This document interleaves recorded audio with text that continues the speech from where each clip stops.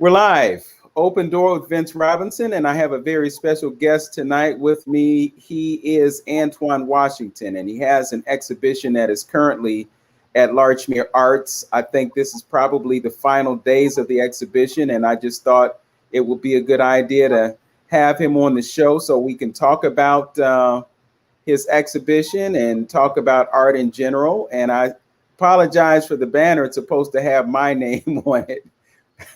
Obviously, I'm not Antwoine Washington, so we'll correct that real quickly. This right here is Antwoine Washington. He is a brilliant artist, and I'm really happy to have him here. Just to give you some background about how we came together, he has an exhibition. It's called "And Yeah," about that seat at the table, and it was installed at a space on the west side, Lakewood specifically, and it was some living space that had been converted into a gallery over May Halls. And we can talk about what happened there and why you ended up at Larchmere Arts. But first, I just want to talk about the exhibition itself. It's part of something called Imagine Otherwise, curated by Tanya Autry.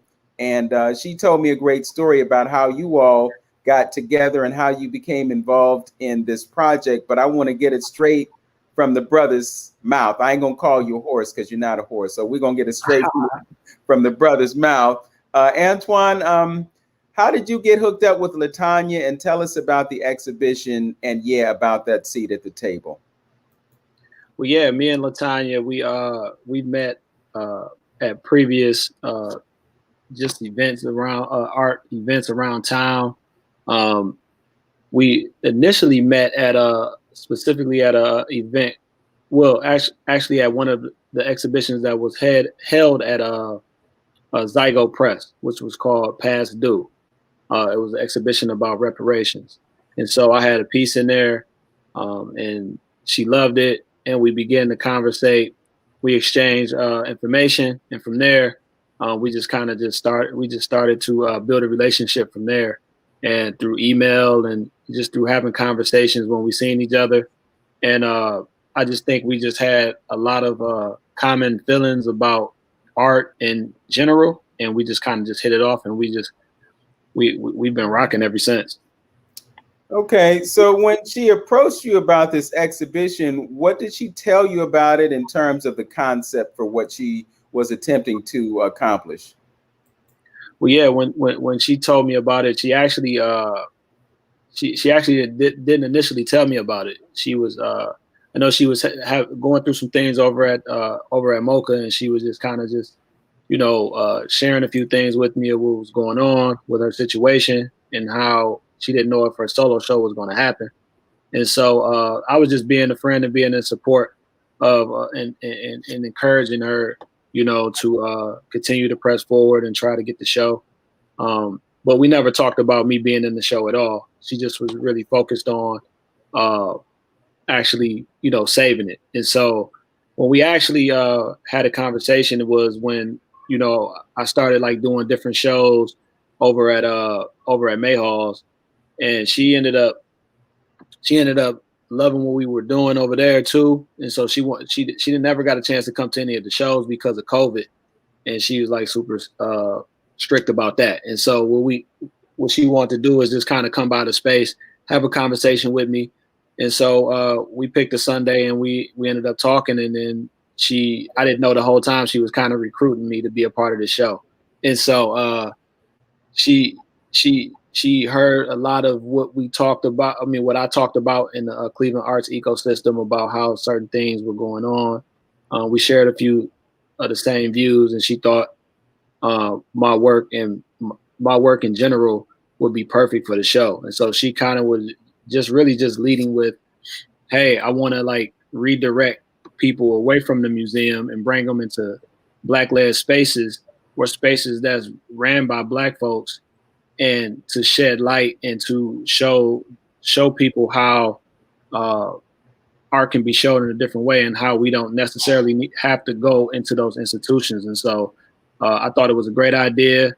And then from there, we just continued to talk, and she began to constantly build around Christina Sharp's book called Awake.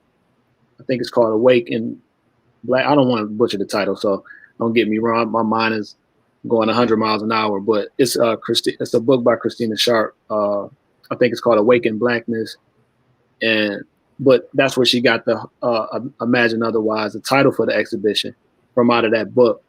And yeah, we just began a dialogue about just different things and various things that was going on in museums across the country. Okay, so you said that she had seen your shows. Was the show that she saw the very same one that you installed at May Halls at that time? No, so she's seen an installation that's actually inside that she wanted to be a part of the show that she put.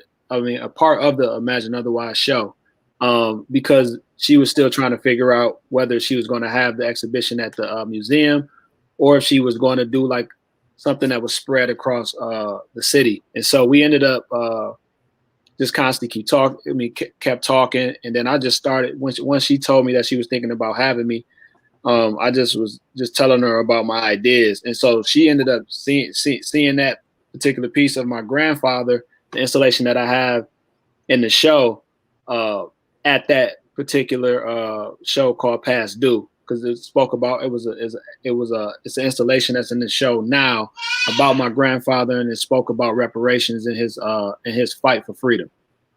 Okay, so it sounds like she was proposed to do a solo exhibition, and then for whatever reason it expanded, and then she became inclusive and reached out to you, and she reached out to the artists who were showing at Third Space Action Labs, and then you created this infrastructure that allows people to not only go to moCa, Museum of Contemporary Art Cleveland, but also have gone to that space on the west side and gone to Third Space Action Lab, so that more of us could get a sense of the art that was being shown. Absolutely. But it was always going to be a group show. It was never going to be a solo show. It was always going to be a group show. She just was, I think she had a different idea for a show.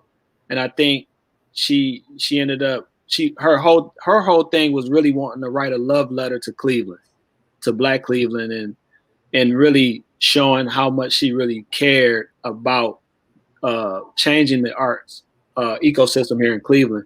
And so she wanted to show that with fighting back and actually doing something that she hoped would lead to more resources and more I'll say eyes on Black organizations and what we were doing actually in the communities.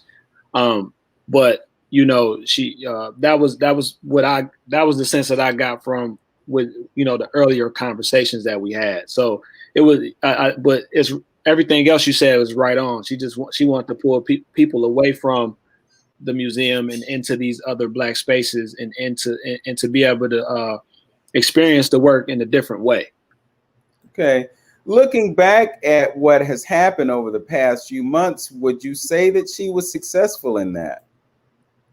I mean, she would probably say, well, I'm not going to answer for her, but she would probably say, because I've talked to her recently, but I mean, she kind of wrestles with, did she do the right thing? But I would say yes. I would say I think it was an awesome show.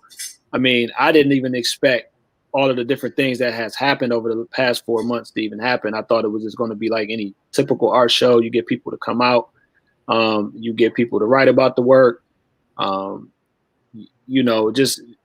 this has taken on something a lot bigger. And I didn't even know what I was getting myself into when I joined on to the show, because of all of the different things that I wasn't privy to that was happening with moCa and her, and just a bunch of things around everything I wasn't really privy to. And so a lot of the attention was overwhelming, but I think she accomplished what I think she did. I think she accomplished what she wanted to accomplish. I really do. I mean, but I mean, that's just from my my vantage point. I don't know how everyone else feels, but me personally, I think she did.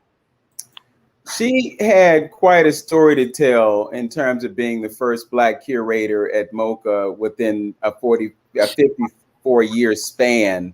Absolutely. And you are a very pivotal part of that. I'm just curious what your thoughts are looking back at that history and looking forward to how you expect things to be. And I know you can't predict the future, but this has been a very pivotal moment in time. I mean, we look back at what happened last summer with the murder of George Floyd and the reaction to that, and now we have this increasing awareness of race in our society. Not that we didn't have it before, but it just seems that it's been ratcheted up a few notches. And when you look at your art and you look at the art that was in the other shows, and you look specifically at the installation that's at moCa right now, you're looking at things that really drive you into a space where you have to pay attention to what is happening. You have to acknowledge what has happened in the past, and you have to have some kind of thoughts or vision for what the future looks like now that everybody has become so sensitized to it. Absolutely. Talk about the difference that art makes in our lives, especially with visual art and the mixed media art that you present. Speak to mine in general, or just every? Well, yours in general, and you can speak to the larger as well. Well, I think art.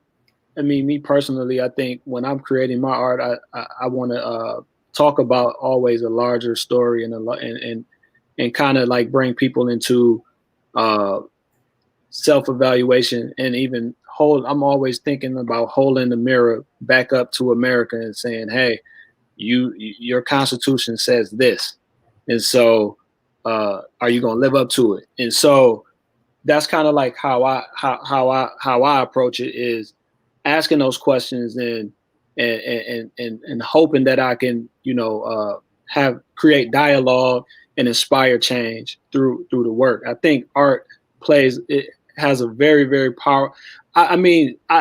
It's a thing about art where people say how powerful it is, but not until you make a piece of art or some art that tends to resonate with people, whether if it's positive or whether if it's a negative, you start to really understand how people really internalize this stuff. And sometimes I mean, even when you ask me this question, I mean, it's super hard to kind of like be on point with how I can answer it, because I can go so many different ways. But art is just one of those tools, man, that can be so powerful. I always correlated with a microphone, King's microphone or Malcolm's microphone. Like we use objects and paint brushes and different like materials and media to tell stories. That can be just as powerful as that microphone if you're doing if you do it the right way. And so, I would say art is just one of those things that can actually change the world. it actually changes the world and change cities and perspectives in some aspects.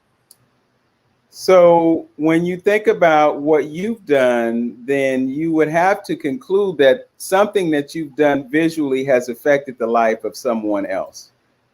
Mm-hmm. Is that accurate? Yes, I think positive and negatively it has. I mean, a lot of the art that I do, I've received positive.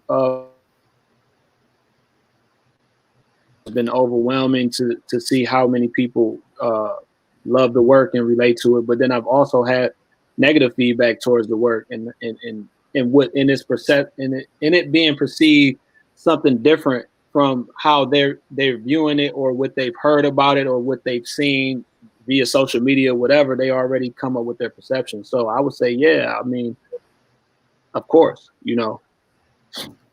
Talk to me about the negative, because I mean, people know you, they see the work, it looks good, it's thought provoking and all of that. But, I just had a conversation about critical race theory with a member of the Board of Education for the state of Ohio and the publisher of a newspaper who really put it into perspective. So, it just seems so absurd that someone would want to rewrite history to exclude what white folks have done to affect Black people negatively in this country. So I'm just curious, what would be something negative that someone would say about the work that you presented? I think some people would consider it, oh yeah, it's just another trauma trauma work, or it's just something that's just talking about slavery all over again. I don't want to hear that story again, or where's the black joy at in this story, or just certain things that I know that people kind of like probably say about it. I mean, they're not necessarily saying it to me, but I just kind of can just feel the energy, feel the energy from people.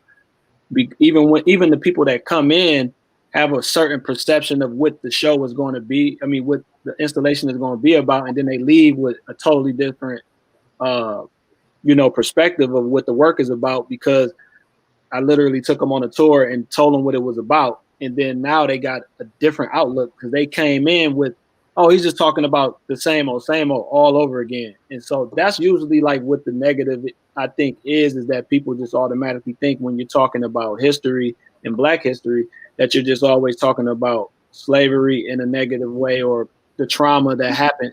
But I always say you can't talk about Black American history without talking about trauma. I mean, that's just what it's been and what is still happening now. And so you have to have, I mean, you have triumph after you go through the trauma anyway. But we're still experiencing the same trauma that we was experiencing back then. Today it's just in a different system and in a different way. And so I think that's probably like a lot of the negatives that I probably, energy that I will receive from what was shown, but most of it's been positive. Okay. Well, I can kind of relate to the idea of not having to relive trauma. I mean, we just in the past week, we looked at 100-year anniversary of Black Wall Street's destruction, Yep. so we can go back historically when we limit our perspective of ourselves to the 400 or 500 years that we've been here in this country. Mm-hmm. And so I saw some of that in your work, but I also saw a certain acceptance of the blame for ourselves in where we are right now. It's not like we don't have blood on our own hands. If I can go to a specific piece that you put up that illustrated the rope and the hands on the rope and the blood on the ropes, and it was like an intra-racial conflict, and we have that, we have this whole idea of cancel culture. So someone will say something or do something that we find objectionable, just like Monique. I mean, I didn't pay close attention.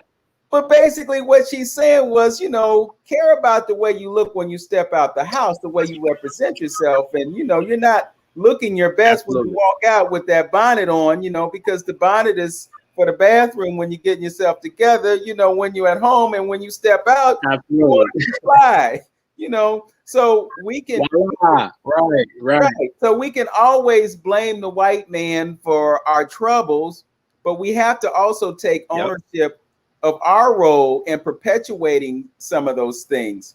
The truth of the matter is we've been traumatized and they've been traumatized too. They live in fear of us for unfounded reasons. Yes. I mean, you've been walking by a car, and the little old white lady sitting in the car, and she see you coming, and then the elbow goes up and locks the door, like, and you ain't even thinking about her, but she's so couched in her fear just because of the color of your skin, So I see that reflected in your work, but I also wanted to point out that I saw a certain sense of vision that you had. I saw the murals that you have, and freedom is the theme of those, and it gives you something to focus on and think about, or to envision, or to examine possibilities. So I think within your work, there's a certain motivation for folks to understand what the possibilities are. Absolutely. To speak about with the Monique thing that you spoke about, and Black, Black sisters wearing bonnets outside, I think we have a duty to uphold an ethnic image. I think we want our sisters to just be represented a certain way. I don't think Sister Monique meant any harm by that, but we also have to, if we even view her as an elder or anything like that, we also have to respect her opinion and her stance on that, because I think as an elder, we need to hold, our elders need to hold some of our young people accountable to not perpetuate certain images that, reflect the way people view us. We can say we don't care all we want to, but at the end of the day, it's and that's not judging our sisters or anything like that. They're going to do what they're going to do anyway. But I just think the sister was just the message that the sister was trying to relay was pretty much taken out of context. I think it was just a message of care. But I just think Black folks, a lot of times we kind of like look at the messenger more so than the message. I think if we like the messenger, then we accept it. But if we tend to don't like the messenger or who's saying it don't matter if it's right or wrong, we're going to go against the messenger. We're not even going to listen to the message. And I think that's a twisted way of thinking and looking at things from a perspective if you want to actually see change for what it is that we're going through here in America. And also, like, to go even further is just one of those things that I tend to wrestle with me personally, like, in my personal life, is just seeing how we even talk about each other when we're not around. And so those different things speak to the reasons why I did certain pieces and why I wanted to hold ourselves accountable, because you don't necessarily have to shoot or stab or literally harm a person physically. Your words and the things that you do and the character assassination of your brother and sister when they're not present, or the lack thereof, can also be damaging to our whole ethnic image and what it is that we're trying to do. So I think a lot of times we begin to take on that mindset of white supremacy and perpetuate it, and then we cry foul when they do it to us. But that's the reason. But then we turn around and do it to each other. You'll have brothers and sisters that I didn't seen it. I didn't been there. We're supposed to be congregating about something positive and to uplift our people, and then we're at the table talking about everything other than what we're there for, each other and everything else. And so we begin to take on that mindset, and we sometimes we do more harm to ourselves than needed. Okay, you were talking about sisters, and I want to bring up one of the murals that you installed. It has this elegant picture or image of this beautiful Black woman, and then there are a number of other sisters that are there present on that mural. Talk about the inspiration of that mural and talk about the woman who was the central figure of it. Yes. And so essentially, this mural was a piece that I created for downtown public square. For public square downtown in Cleveland, and it was a celebration piece that celebrated 154 years out of antebellum slavery, and I wanted to take it out of only celebrating the men. I wanted to celebrate the women and the movements and the many movements across different periods. And so I went with all of these different women who fought for different things and stood behind men during these times. And so I wanted to bring forth the message that spoke to behind every powerful man, there's a strong Black woman and strong Black women. And so I put those women up there specifically to speak to just different aspects of the fight for freedom and for justice for our people. And so, and in particular, you have Shirley Chisholm, you have Coretta Scott, you have Fannie Lou Hamer, you have Sojourner Truth, you have Tubman, you have Nina Simone for music and entertainment. And you have those different women up there to also go along with the story of the exhibition as well. And I wanted to celebrate those women in that way, but also the woman in the middle represents the modern day woman. And her sweatshirt, I changed the message on her sweatshirt because I wanted to, with this exhibition, I wanted to be a lot more personal personal with the message. So I use the Museum of Creative Human Art to talk about what I'm trying to do in the community, and what I'm just trying to do as a whole, as a Black man in America, to change our ethnic image as Black men, and how we're being seen and how we're engaging with our youth and our future. And so I use the image of my wife for her being behind me as I go through my fight personally in this walk of trying to find out who I am, and at the same time trying to help my people along the way. And so the middle that you see on that mural is my wife, is a picture that I drew of my wife, and it correlates with that same thing, that how I use those sisters who represented all of the other men who were fighting on the front lines as well. We had a lot of sisters out there who were major parts of the movements. Okay. I apologize, brother. I've been trying to share the screen and show your work, and it's not working for me right now, but folks will have one more week to possibly see those images. And I'm sure that they can make an appointment with you if they want to see it. So let folks know right now if they want to see this before it comes down, how they can do that. Yeah, you can reach out to me via email at Antwoine Washington art@gmail.com, or you can reach out to us at info@creativehumanart.com. One is our organization's email. I do advise you to use that second one that I gave you, but if you just want to, I just gave you my personal email just in case you just want to reach out to me and want to come see it as well. But you can make an appointment that way. That's probably the easiest way you can do it. Okay, so I put that on the crawler there, so folks can see. They can reach out to you with that email address, and hopefully they'll get a chance to do that. I was able to see it in both spaces. Mm-hmm. I saw it on the west side and the east side. I have to tell you, I'm kind of partial to Larchmere Arts for obvious reasons. Absolutely. But it really had a nice flow to it, within that living space, because it just took on a deeper meaning, because you could see it within the context of every day and not necessarily being in a gallery situation. Yep. Those are things that we wrestle with 24/7, so having it in your living space really makes you mindful of the fact that this is what we deal with day in and day out. Absolutely.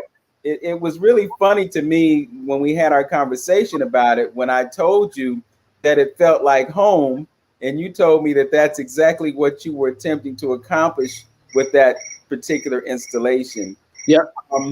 Talk about some of the other aspects of it. We talked about that one specific mural, and then there's a mural of the young man who has his hands up, and it's over a backdrop of freedom.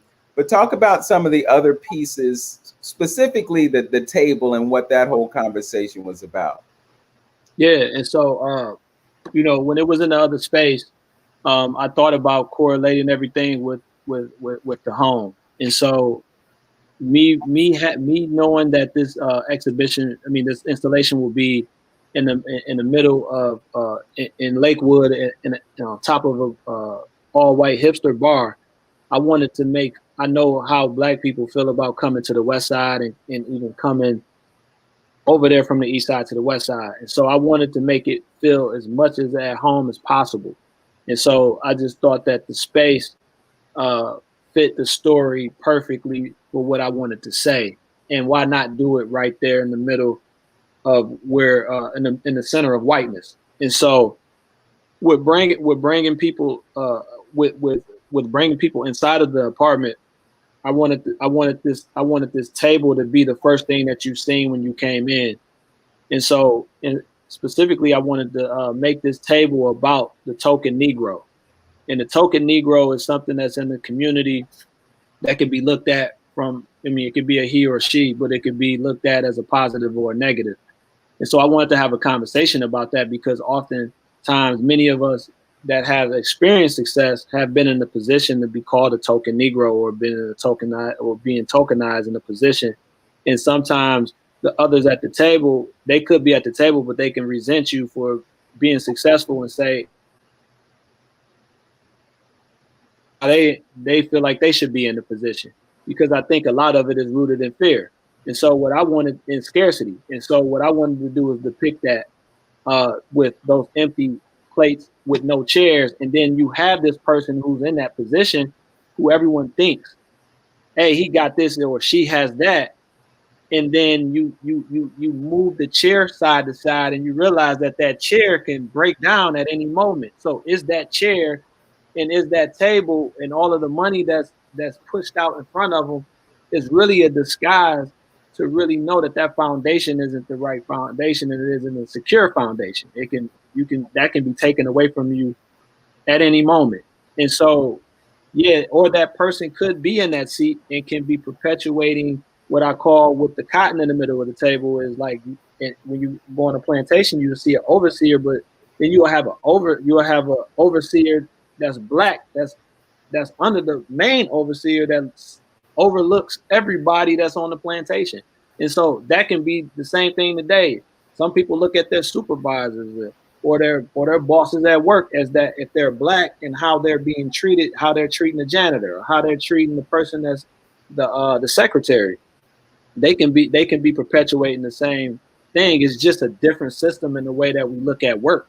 And so I wanted to have that conversation about how the have-nots can look at a person that look like them, be in a position that just maybe a step higher and feel like they have something that they really don't have. And so I feel like it was all illusionary. So that's why you have the fake bills and these fake tokens all over the place, is because this money and everything that we're fighting over and that we're jealous of each other over and envious of each other over isn't even real. This is a simulation. That's how I was kind of like thinking about it when I was creating. It seems also that you're making a statement about capitalism in general. Yep. You know, I mean, when you really understand money, for instance, money, the dollar bills and the $10 bills and the $100 bills that we use, they're not really worth the paper that they're printed on because they're not backed by anything tangible. So it's really an illusion. And then the other thing that kind of resonates right now is the idea that the plantation is a thing of the past. Yep. You know, yep. We still have overseers. They're called officers. Facts. You know, so and you still have that person that overlooks the overseers, you know. So there you go. How much has really changed? There you go. You know, since the founding fathers. And then to go back to the critical race theory, you know, people they idolize Thomas Jefferson. They idolize George Washington. Yeah. They idolize Abraham Lincoln. Yep. And they really don't know, and they can't comprehend the evils that existed, that they perpetuated back then, that continue into today. So, you know, I just think that we really need to fully understand what happened. I mean, a lot of those men that you name own humans. They own slaves. They were slave owners here in America. And so how could you lift up someone who literally owned a person? Like, it doesn't even, unless you don't look at black folks as people. Like, you know, how could you do that? Like, that's just like a Jewish person, I mean, or a German person talking to a Jewish person and saying, holding up a picture of Hitler and saying, "Hey, we rock with Hitler, yeah." But wouldn't that be the same thing? Like a picture of Thomas Jefferson wouldn't be the same as that, would it? I mean, I'm just asking the question. You know what I mean? Like, to us, I mean, just how Jewish folks feel about Hitler. About Hitler, right? We feel about a lot of these presidents that's on these dollar bills, and so we have to think about. I mean, and I'm speaking to white folks. You got to think about who it is that you're celebrating, right? Because we'll be called if we celebrated Hitler, we'll be called anti-Semitic. Right. Well, it's like the whole idea that we celebrate our country. But if it's our country, then why don't we have an equitable share of it? And then the ignorance that we live in is that what little that we get, and that little is like 1.3, 1.4 trillion dollars every year that goes through our hands. But as soon as we get it, it goes back to them. So we don't have land. We're not producing anything of major substance. If we were to have a need to take care of ourselves right now, we couldn't do it. And let's talk about it within the paradigm of art. You know, if you're an artist, it's expected that you starve. Absolutely. It's expected that you not be able to take care of yourself with the things that you create. The things that you should create, the things that you create should put food on your table, clothes on your back, take care of your family. Absolutely. But the expectation is, oh, you're an artist, you're supposed to starve. And everybody else makes money off of us, off the backs of us creating something for days, months, hours, and things that, that pretty much come out of our brain, things that we research, things that we study, things that we went to school for, and actually paid someone for a piece of paper to say, hey, you're an artist now. Like, and then now it then benefit from that on third market, 5,000 to sell it on at Sotheby's for 300,000, and then everybody else get fat and rich. Then that artist don't see no royalties, don't see anything from that. I mean, I think it's a dirty game. I think essentially, that's capitalism at its highest, and also white supremacy, because ain't no black folks playing that game.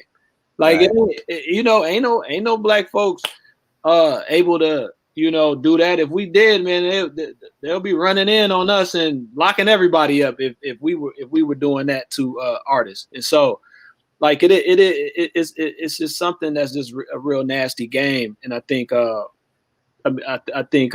it's finding ways to fight back. But I just think people know this and they're aware of this. But I mean, it goes back to the question I've been asking throughout this whole exhibition. I mean, and through my installation is, are we really free? And I'm not just asking that to black folks. I'm asking that to everyone who comes in. Are we really free here in America? Are we really free? And so you got to ask that question. So as an artist, are you really free? So I'm asking that to the artists out there too. Are you really free to create what it is that you want to create? Or are you just creating for monetary gain? And so you can't, I always tell artists all the time, if you're creating with a dollar amount in mind of what this piece is going to sell for, then you might as well just understand that piece ain't worth nothing, because you already been compromised the art, because you're looking at the dollar amount of what's attached to it. I think the true value is really creating the art from an honest place, and the person, because the art comes from within. And I think that's what really resonates with the people. And so when you speak of that, man, I mean, I can go on a tangent about that, but I'm not. I'm gonna be respectable of your show, so I'm not gonna go there. Well, these are some uncomfortable conversations that we have to have. I mean, you're an artist, I'm an artist, and it's like that the insult that I get all the time. I'm standing there with a $2,000 camera and a $1,500 lens. And I'm 40 years of experience as a photographer, and then you hand me your cell phone and you say, "Hey, take a picture of me." That does. And don't see the insult that's there. It happens all the time. See it. I'm like, bruh, this is how I eat. And you want me to put my 40 years of experience to frame it right, to light it right, to get you looking good. Yeah. And so can take this that I just took and then put the 8x10 up on your mantle and just completely, we don't understand that we take each other for granted, and we put ourselves in these situations. All the trouble that you went through to make that West Side location feel and look like home. I'm just curious if we can back up. How was it received when you did that? From us, folks. Oh man, I got a lot of pushback from people who didn't. So even before I did it, I mean, when I got the call from one of the owners who wanted me to do a solo show there, I told them no, I'm not doing a solo show there because I don't do anything that's self-serving. I want to do something. If I'm gonna do anything, I'm gonna do something. If you guys are going to give me the space, I want to do something that's not self-serving. I want to do something that benefits the people, Black artists, and elevate their voices, and specifically ones in Cleveland. I wanted to do that for because I have I've sat down with a bunch of them over just times and them telling me of what's been going on in Cleveland's arts ecosystem. Because I'm not originally from Cleveland, but I've been here for close to 10 years. I just wasn't in the art scene. My first 4 years here, my first 4 years here in the city, I didn't make any art. I literally was just working at the post office. And so when I told artists, like, yo, I got an opportunity, I'm thinking about taking on this space, and this is me going to my people and I'm saying, yo, what y'all think? Like, should I make this move? And they're like, yeah, I think it's dope.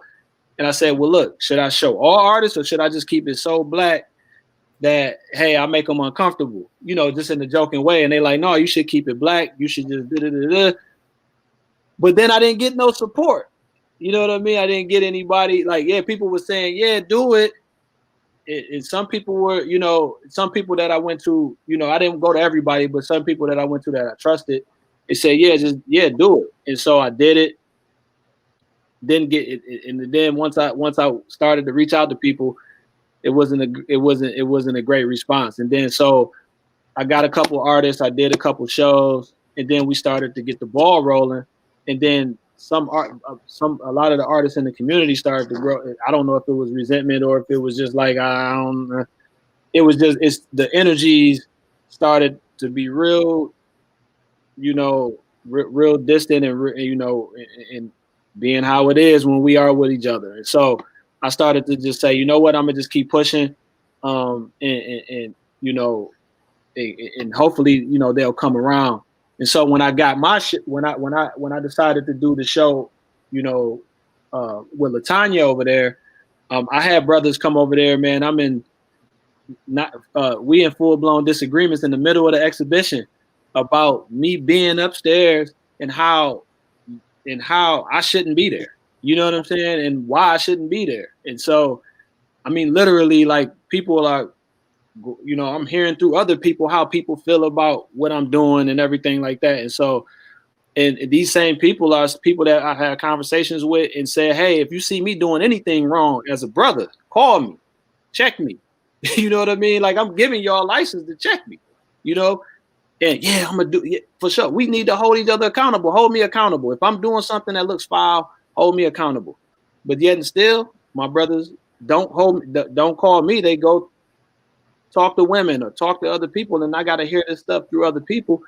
And then I always ask the question, because even when I was asking these brothers and sisters these questions about where's the spaces that we can show our art, because, like, mind you, I'm not from here, so the first 4 years I didn't do art, and then when I actually started doing art, I was looking for Black spaces to see where I can do my work, show my work at, but I couldn't find any because people was just, acting the way they were acting, and so I got pulled in through a white space. You know what I mean? And I was looking for Black spaces first, and I couldn't find any that was accepting.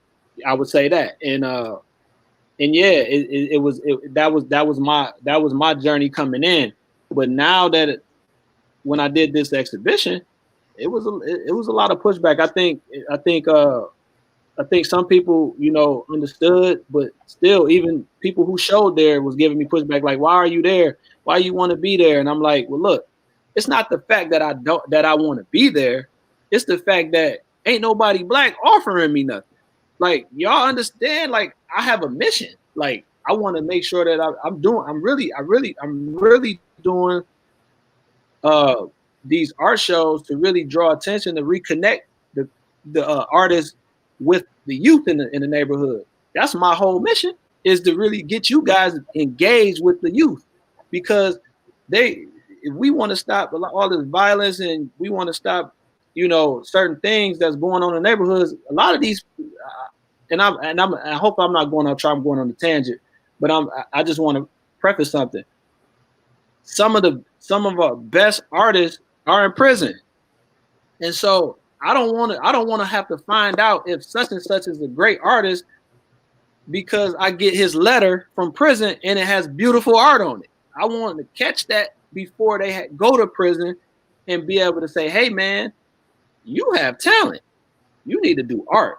And I think we focusing on football, basketball, and all these other things, and we don't look at the creative person who's in the corner drawing. We call them weird, we call them a nerd, we call them this, we call them that. And those are the people that I want to grab. And so I want to start bringing more Black men, especially who are artists, in front of other young Black men who want to create and go in that lane. I think presence is so important. And so that's the whole premise of me actually trying to work with local artists, especially Black artists, and elevating their voices so they can now redirect that energy back into the community, into their communities. And so that was the goal. But then I started to get all this pushback about how I'm doing it, and then it deflates me. So it deflates. Man, I'm sitting here listening to you, and I'm just struggling to understand why someone could be opposed to you reaching out to brothers and young people to empower them through art. And as I hear you say these things, I'm saying, well, how can we work together to make that happen? Yeah. Because again, these are difficult conversations. Yeah. We have to educate each other about the value of what we do as artists. Mm-hmm. They came out last year and they said that racism is a public health crisis. Absolutely. And if it's a public health crisis, that means that something needs to be done. I mean, we've had a knee-jerk reaction about a virus in the past year, and you see what the implications of that has been, so much so that it seems to be the sole focus of our thought. Yes. Yes.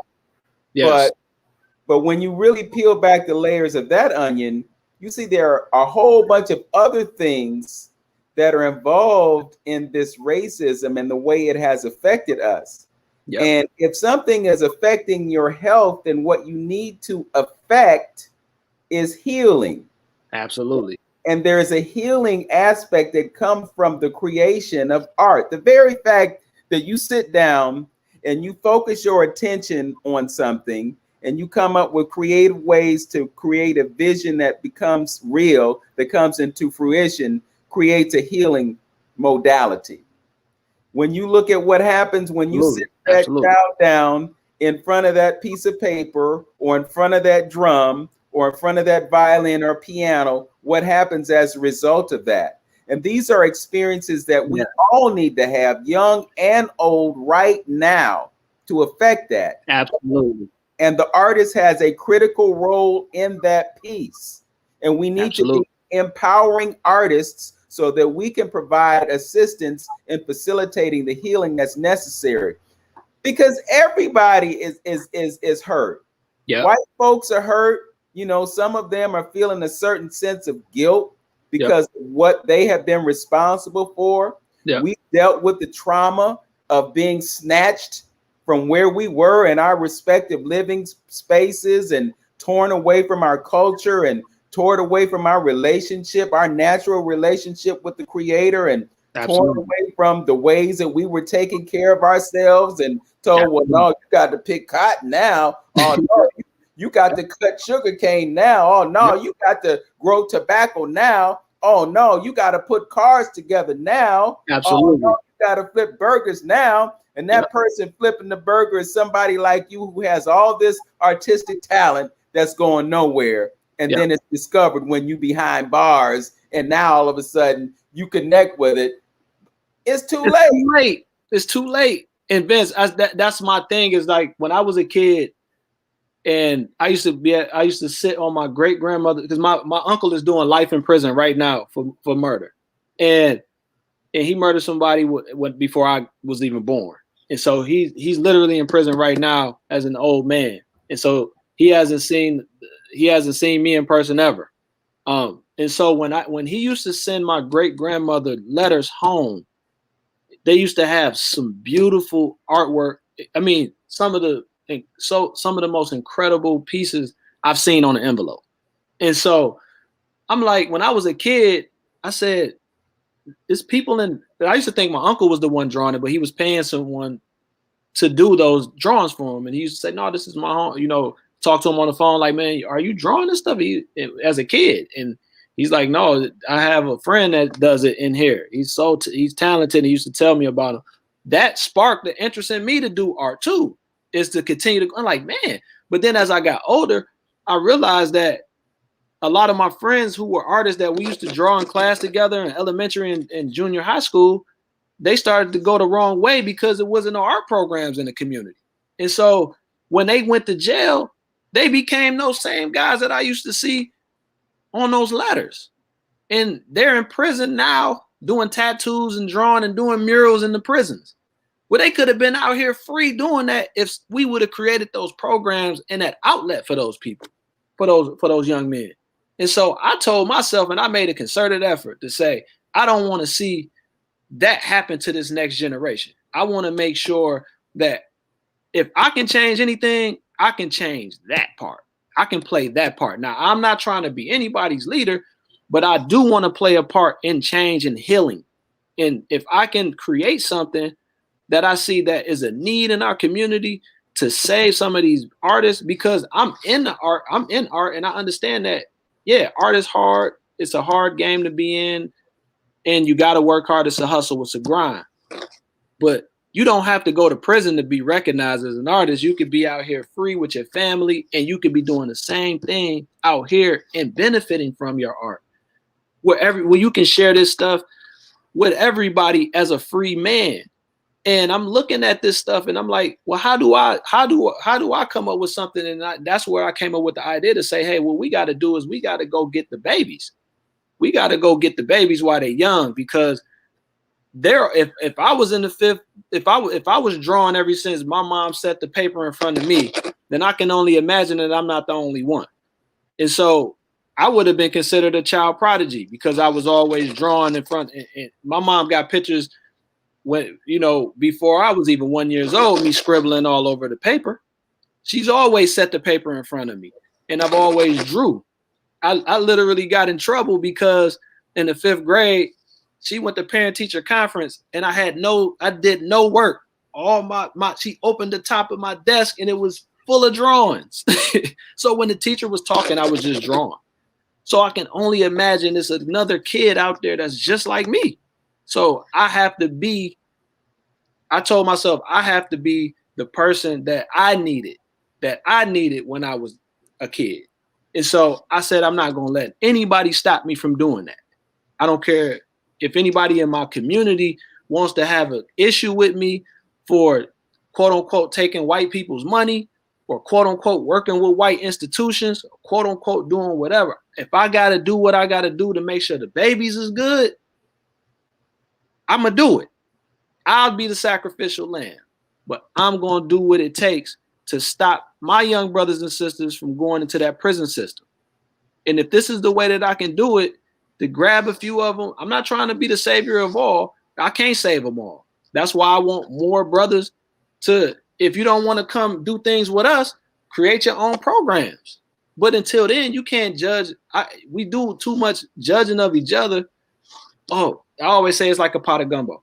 You bring, like a Thanksgiving feast. You bring the greens, I bring the cornbread, you bring the napkins, you bring the plates or whatever, and then we come together and we have a feast together.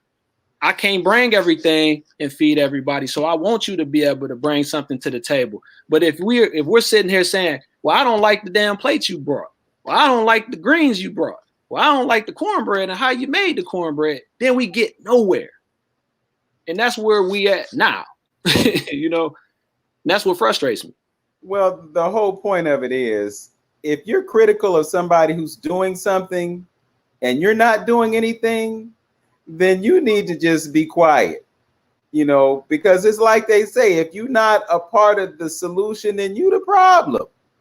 And there are so many people who are out there who are critical, who are giving you pushback, you know, all of that, but they're not doing anything. You know, talk is cheap. Absolutely. You know, and when there are people who are doing something, what you need to do is roll your sleeves up and find out what you can do to assist. That's one of the reasons that when Latonya asked me, there was no hesitation on my part. Absolutely. You know, the real truth of the matter is that we should be creating more spaces like this. We should stop going to them for validation. Yep. We should stop going to them and begging them for money. Absolutely. We need to create our own institutions and not apologize for it. Absolutely. Everybody can be about who they are, but when it comes time for us to be about ourselves, then all of a sudden we get labeled as racist. How? You know, I mean, it just happens so often. You know, on the show the other day, we were talking about Memorial Day. Many people don't know that Memorial Day was started by Black people in this country. Absolutely. We started that. Absolutely. And just like everything else, they appropriated it. Absolutely. There was a gathering somewhere where this man was talking about the Black origins of Memorial Day, and they shut his mic off. I seen that. You know, you don't want people to know the truth. You don't want credit to be given where it's due. I mean, what is up with that? You know, I think about Pythagoras, man. You know, if you went to school and you took algebra and geometry, you heard about the Pythagorean theory. Yeah. Ain't nobody heard about Imhotep. And Imhotep is where Pythagoras got his theory from. Again, get credit where credit is due, Absolutely. But also know history. And if your history has been appropriated, you know, we start this show, 360 Info Network. The host of the show is Hamtonio, and every show he starts off, what you do for yourself depends on what you think of yourself. What you think of yourself depends on what you know of yourself, and what you know of yourself depends on what you've been told of yourself. True words could not have been spoken, but those words actually come from Quad David Whitaker. And he is from Cleveland. He's also a chief. He's an Akan chief, and he is in Ghana right now participating in the construction of an Afrocentric university that is going to be built in the shape of an Ankh. Okay. Wow. Now, there are other folks out here that have been talking for the last 10, 15 years about building a school. I ain't going to name no names because you know who I'm talking about. Okay. People talking about schools. You know exactly. And then there are people who are building schools. Okay. So the work is the work, and you got to do the work to get the outcome. And that's what we have to do. We got to stop depending on folks to do for us, and we've got to do for ourselves. Period. Point blank. End of story. Bruh. Point blank. Yes. It's been great to have this conversation with you. I don't want it to be solely about what happened. I'd also like to talk about what will happen. And I know that you're going to move on to other exhibitions. So let's talk for a few moments about what you have in the works and what folks need to know about the future for Antwoine Washington. Yeah. So thank you, Vince, for first of all, man, I got to say thanks to you for allowing Imagine Otherwise and my portion of Imagine Otherwise to come into your space with no hesitation. I mean, you stepped up. I mean, that's what community is about. And so I am forever indebted to you as a brother, man. So whenever you need me, man, just don't hesitate to call wherever I can help. And so, but yeah, as far as like what I got up next, I have an exhibition coming up with the Cleveland Museum of Art on June 26th, which will be along two other brothers, and it will talk about it's called New Histories, New Futures, and we will talk about the past, present, and the future, and so from all three of our perspectives, I will have the only paintings in this one. The other two will have installations. And so this will be actually located at Transformer Station. So that's the next thing that I have that's coming like this month. Other than that, it will be some public art that'll be coming in August. Also, I will have on the organizational side for Museum of Creative Human Art, I will have 2 exhibitions coming up that's scheduled. One with Aaron Williams, who coins himself as Awful Aaron, who will be doing a solo exhibition with us.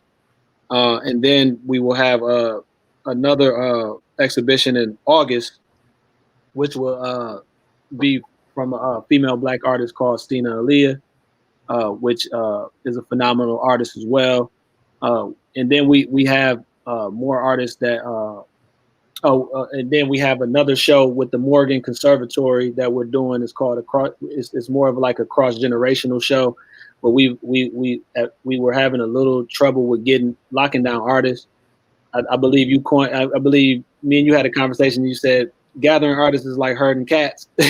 So that was a tough one, but that will be happening in July 30th at the Morgan, which will be a host of just different artists from different generations here in Cleveland, all local artists. And then we will have more shows to come and more programming, of course, with the youth. We're gonna start that back up, which we already kind of been doing little bits and pieces of different workshops. So we're our main thing, and my main thing is to stay in front of the youth, stay in front of young people, and make sure that my presence is known and felt, so they can have some inspiration and some words of wisdom in their journey in becoming creatives. And so that's pretty much like my schedule for the year, is just staying busy in the communities around Cleveland, wherever I'm needed. I want to be there, and hopefully more shows, and hopefully just continuing the message in the fight. Okay, well, we have a couple of spaces in Cleveland for Black art. I think that we need to really develop the community of folks who have galleries, so that we can collaborate to provide opportunities for the artists who are in this community. There are so many of us. I think it's huge that you're going to be in the Cleveland Museum of Art. I'm also celebrating Aaron being at moCa next. I think he's going to be there this month, actually. Well, he's going to be there. We had to push the date back, so it's the date will be July 16th. Will be his open. Yeah, okay. He's going to be at the moCa, and yeah, man, he's going to put on the show too, man. He got some stuff coming, man. I'm proud of him. Yeah. Well, I ran into Aaron over at Waterloo the other day, and he was really geeked about it. And he was with a friend of his named Braxton. Absolutely. Braxton is also an artist, so it's just so rewarding for me to run into brothers like you who are doing what you do and representing. And the thing that I like most about you guys is that you're not selfish with what you're doing. You're thinking with a group mentality and not an individualistic mentality. And I think that is your connection to African culture, because we think as a village. Absolutely. We think as a group, we think as a whole. We don't, separate ourselves and, get off to the side and lay in the cut and keep everything close to the vest. I mean, it's been the Cleveland way for so long, and we got to break out of that, because there's really enough out there for everybody to eat. Again, $1.3 trillion. 1.3. And only 3% of that is spent with Black businesses. That's ridiculous. That has to change. It has to. It has It has to change. And I think go ahead. Vince, not to cut you, but we do have, like you said, we do have a lot of great Black spaces. Yours in particular.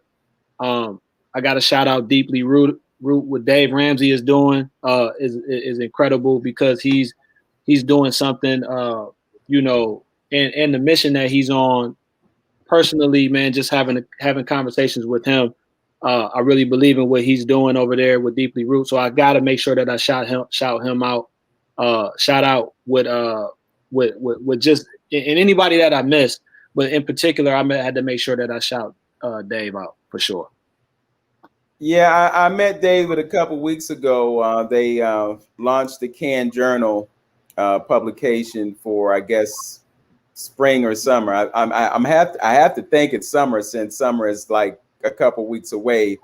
And actually, the story that I wrote about Latonya was supposed to be the cover story. Oh. But you know, history is what it is, and I'm not crying about that. I was also able to shine the spotlight on your exhibition and the others over at Third Space, and I didn't want to escape the opportunity to shout out David Ramsey, because he is doing a wonderful thing over there. It's so ironic, man. One of my best friends used to operate a copy shop and the cyber cafe out of that space. Oh, wow. Over 79th and Central. So when I was there a couple weeks ago, I walked in and I saw the beautiful artwork up on the walls and had a conversation with him. It was just a great delight to know that he's doing what he's doing in the interest of artists in this community and in the interest of the community, because they're able to come in and see what's there. And they also have an opportunity to acquire the art. You know, that's another piece of it. You know, we come in and we have a gallery experience, but it's more like a museum experience, because we come in and we look at it and then we walk out and we don't think about, well, you know, that piece would look nice in my dining room. Yeah. Or, you know, we got to think about that. I mean, there's some point that, you know, an Antwoine Washington may be worth a few $1 million. Yeah, we gotta start collecting our artists, man. We gotta start supporting us. I mean, because I don't sell any of my work to any. I have yet to have any white person buy any of my work. Everyone who has bought any of my pieces have been Black or some form of, you know, ethnic outside of, you know, white. And so, contrary to what people believe, I mean, most of my art is about what it is that we go through and what it is, you know, Black life and, you know, just Black joy or whatever it is that I'm feeling. But, you know, contrary to what people believe, everybody that has a piece of my work has been Black people. So I really thank the ones who do support Black art a lot, because it's a small percentage of us that's out there that actually are educated and really take what we do serious in the art world. Most of us, we just say we like art and then we don't support, you know. You know, but you know, they often say that if you want something to sell, don't put a Black person in it. and I got a lot of them in mind. So. Well, it reminds me of a conversation that was once had with Toni Morrison. And it was a white person that was interviewing her. And, you know, she's really been, she had been very intentional about writing about Black people and Black characters and so forth and so on. And the woman was like, well, do you ever think you'll write about white people? And she looked at her like, why should I have to? I'm doing what I do. I don't need you to tell me what art to create because of where it comes from, you know.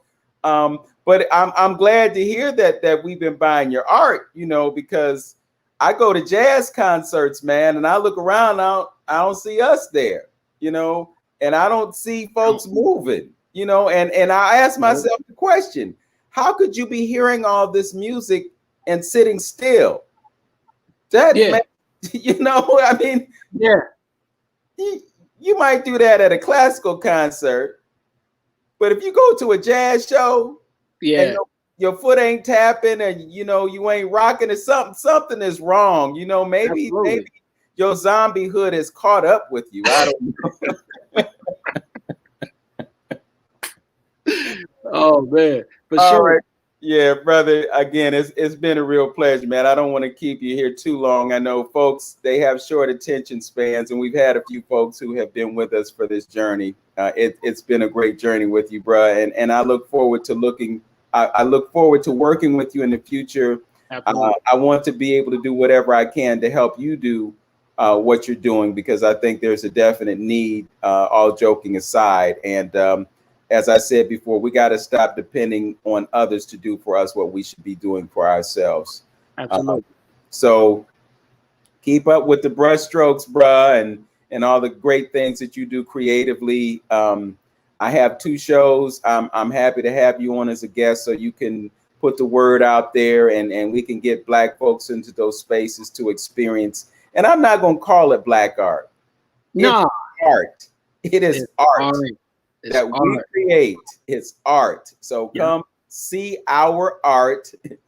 Allow it to heal you, because that's exactly what it will do. It will inspire you. It will make you feel good, and it might make you feel bad if you live in the trauma. But know that you have something to look forward to, because you can always recover from that trauma if you take the right approach to it. And that's what we have to do in terms of facilitating healing.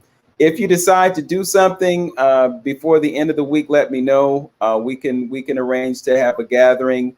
If not, we'll just look forward to the next piece. But your exhibition has been pivotal in resurrecting Larchmere Arts, because for the past year, the doors have been closed. You know, with all the madness going on outside of the walls, I just decided I'm just going to take a break.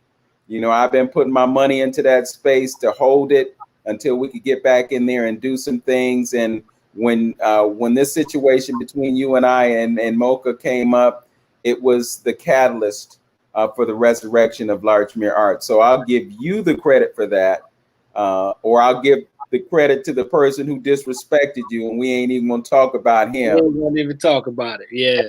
Everything happens for a reason, you know, and there are always lessons in the what happened, and it's up to us to understand what those lessons are, learn from them, and grow from them. And what you see right now, this conversation that we're having, is evidence of that growth. So again, I wish you peace. I wish you prosperity and success in all that you do. And I look forward to doing more with you and your fellow artists, because we got work to do. Got a lot of work to do, Vince, man. Yes, pleasure. All right. Take care, brother, and we'll talk again soon. Absolutely, man. Peace. All right. Peace.